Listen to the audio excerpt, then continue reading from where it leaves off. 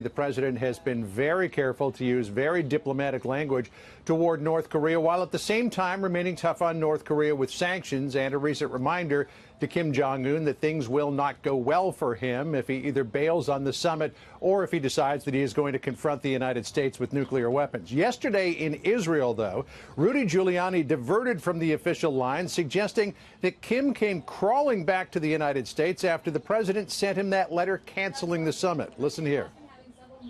They also said they were going to go to nuclear war against us. They were going to defeat us in a nuclear war.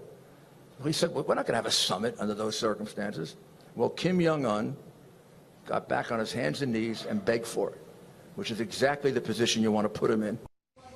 So far, no reaction to that characterization from North Korean officials. Don't forget, Rudy Giuliani is an outside attorney for the president. He's not a White House official. Had that statement come from somebody like, let's say, John Bolton, I'm sure the reaction from North Korea probably would have been pretty swift. The president has been employing the principle that you get more bees with honey than you do with vinegar. Last Friday, he had that hour and 15-minute long meeting with the North Korean Vice Chairman Kim Jong-chul, who you see at the left side of your screen there. The posture very warm and respectful as Kim was leaving. The president even standing there with Mike Pompeo and waving goodbye as Kim Jong-chul drove off. And North Korea knows full well, Sandra, they're dealing with the president on this. They're not dealing with Rudy Giuliani. Fair point. And dealing with today's schedule, John, the president's meeting with Japan's Prime Minister Shinzo Abe today. What ground are they expected to cover in that meeting? You know, this is the second time that they met in 2 months. They were together in April down in Mar-a-Lago. Abe coming back here to the White House, the final strategy session before they have before the president heads off to Singapore for that meeting with Kim Jong-un. Abe wants to make sure that Japan's interests are represented at that summit. Japan very worried about intermediate ballistic missiles that North Korea has. They also want some resolution of the Japanese citizens who were kidnapped by North Korea. The president promised at that meeting in Mar-a-Lago that he would address both of those things.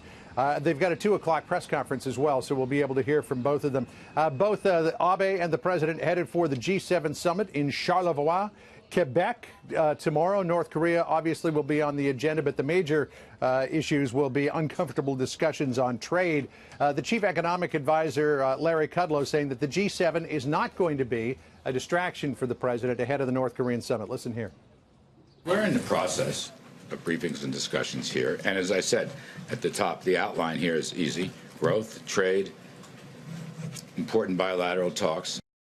The president this morning, though, complaining about what he sees as a distraction, the continuing Russia investigation, tweeting this morning, "Isn't it ironic? Getting ready to go to the G7 in Canada to fight for our country on trade. We have the worst trade deals ever made. Then off to Singapore to meet with North Korea and the nuclear program. But back home, we still have the 13 angry Democrats pushing the witch hunt."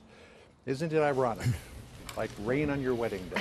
Oh, my. Alanis Morissette. I think we've all got that in our head this morning. After that tweet, John Roberts at the White House, thank you.